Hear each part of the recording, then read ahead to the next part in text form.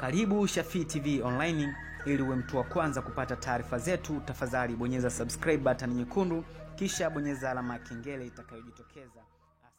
Bana, inakuaje? Jina langu ni Shafii Da Honest kutokea Shafii TV Online. Bana, leo tuko Nachingwea, viwanja vya maegesho kwenye maazimisho ya siku ya wanawake. Bana, kwa kanda yanafanyika Nachingwea.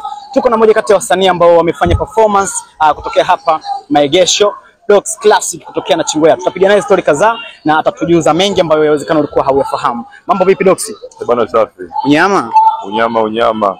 Bana Dox, tunataka kwanza tufahamu, umekuwa ni msanii ambaye unafanya performance nyingi sana za matamasha mengi.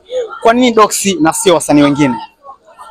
Hiyo ni Mwenyezi Mungu tu, ni mipango Mwenyezi Mungu, sababu kila kitu kinapangwa na kila kitu kinatokea kwa sababu. Kwa hiyo ni mipango tu Mwenyezi Mungu, kuonekana kila tamasha ni hivyo, kutokana na ile talent ambayo amenishushia. Mwana anafahamu kana kwa ndo ugali wangu, yani kuna hiyo talent. Kwa mwisho kutokana na ile ufanyaji wangu wa kazi, maana napelekea matamasha mengi ya ndani na nje ya hii na kuwa na shiriki. Okay. Kwa ni Mungu. Okay, Dox, umekuwa ni msanii ambaye kukiwa na tamasha unaandika ngoma faster kulingana na lile tamasha. Unawaambia nini wasanii ambao hawana hiyo talent? Kwa wakati wa kwanza nilikuwa nafanya hiyo swala la kuandika. Sasa ikishafika kipindi nikishajua kwamba ikifika mwezi wa 3 mwaka fulani, basi ujue kuna jambo moja ili moja mbili tatu inatokea, kwa sababu hizi ni sikukuu za kila mwaka, hususan kwa hizi sikukuu za wanawake kila mwaka zinatokea kwa mwezi wa 3, kwa tarehe 1 mpaka inakuwa kikomo chake ni tarehe 8. Kwa hiyo nakuwa najua kama mwakani kuna 1 2 3. Kwa hiyo ikitokea Mungu akanipa pesa kuja kufika wakati huo, nikipata mwaliko basi naweza nikafanya 1 2 3 hivyo. Lakini wakati mwingine kinachonipelekea mpaka na kuwa wakati mwingine huwa siandiki.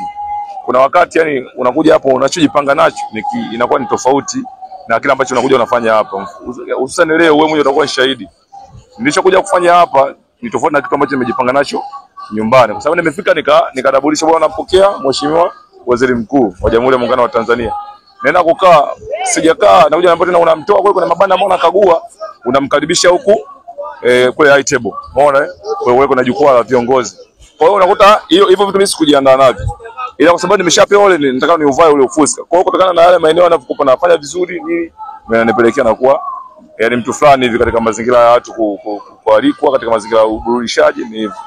Okay Dox, kuna wasanii ambao wanaamini hawawezi kufanya performance hadi DJ wake awepo kwenye stage. Wewe ni mmoja kati ya wasanii ambao nimekuwa nikikuona sana na DJ Mona. So unaweza kufanya performance bila DJ Mona au tayari umeshajengewa au umejijengea mazoea ya kufanya performance kwa DJ wako? Hiyo naweza nikafanya performance pasipokuwa DJ Mona, lakini wakati mwingine kwamba mimi kama msanii lazima niandae DJ wangu official, maana kuwa na vile vyanzo vyangu vya mimi kuburudisha vyote. Ile inatokea mtu unafanya unaenda sehemu mambo mazingira yanakubana, unakuta DJ wako hayupo, unataka kufanya na DJ ambaye mfanyaji umemkuta. Kwa hiyo unatakiwa kicho pia kiwe chepesi kuna na DJ ambaye yote unafaje. Kwa hiyo usiclaim kwamba lazima nifanye na DJ ambaye nafanya naye mazoezi kila siku. Yaweza kutokea yeye, kuna mambo mengi katika maisha. Kuna kuumwa, yaweza kuwa siku inatokea jambo DJ wako anaumwa, unafanyaje? Lazima ujizoeshe katika mazingira. Lakini mwisho wa siku official DJ wangu mimi ni yule DJ Mona, lakini sio kwamba siwezi kufanya performance pasipo yeye, kwa sababu kuna hizo mwenyewe unajua haya maisha tunazungukana. Na watangazaji wa Rwangu hapo leo unalia wewe mwandishi wa habari, Jichonga hayupo, unajua kama atakuwepo. Maisha yanabadilika kwa mtindo kama wewe. Kuna vifo, kuna nini, kuna mambo kama kuna dharura. Kwa mwisho wa siku naweza kufanya performance pasipo yeye. Okay. Kumalizia, labda tuliona umefanya ngoma na Billnass. Kwanza hongera, lakini pia tulitaka tufahamu ngoma yako pamoja na Billnass kwanza iliwekwa kwenye official YouTube channel ya Kidensa. Unatambua kwanza uwepo wa ngoma yako kwenye YouTube channel ya Kidensa, na ilikuwaje hadi akaiupload Kidensa then ukaja kuupload na wewe? Kikubwa kinachofanyika kwa kwetu huku tunafanya hizi tasnia hizi kwa tunafanya sanaa kiutoto. Yaani tunashindwa kuheshimiana kutokana na watu ambao wenye weledi wa kufanya vile vitu bado wana mawazo kidogo hasi, sio mawazo chanya. Mimi mwenyewe nilishangaa, tunaambiwa bwana, mbona ngoma yako imetoka? Unanifahamu? Nikashangaa ngoma yangu imetoka vipi? Alafu nasikia umeimba ngoma ya Kidensa. Lakini Kidensa tumeshangaa, tumesikiliza. Yaani sauti inasikika ni ya kwako na ya Billnass. Unanifahamu? Nikaweza hiyo, nikajiuliza hii nimevisha vipi, kwa sababu mwenyewe kwenye simu sina nayo hiyo nyimbo. Unanifahamu? Na niliacha studio kwa makusudi ya kwamba mimi naweza nikaa na simu yangu hapa, kila mtu nampa shika huyu anataka nizime simu yako nirushe nyimbo, unampa huyu, naogopa kuvuja vitu kama hivyo. Sio hiyo tu, hata nyimbo ya maskini wenzangu hivyo nyimbo ya maskini wenzangu watu wanaipenda, kile nyimbo ni demo. Kwa hiyo nikaja kugundua mwisho wa siku ule utoto ambao unafanyika, siku moja nilienda studio, siwezi kusema studio gani. Ile nilifika ile studio, nikakuta ma DJ wengi wanatumia kompyuta ya yule producer, yani kutengeneza mazingira ya vibati ya nini na nini. Kwa hiyo wanapokuwa wanachukua vitu, wanakuwa hawachukui kwa kuchagua, wana mark all. Kwa wakisha mark unakuta kuna vitu vingine vibebea vitu ambavyo watakiwa kufanyaje? Kubeba. Ndio unakuta mizigo yangu inakuwa inaondoka kwa mtindo huo. Ushanifahamu? Na nimekanya wakaniahidi wenyewe maproducer kwamba haiwezi kuja kutokeza siku nyingine.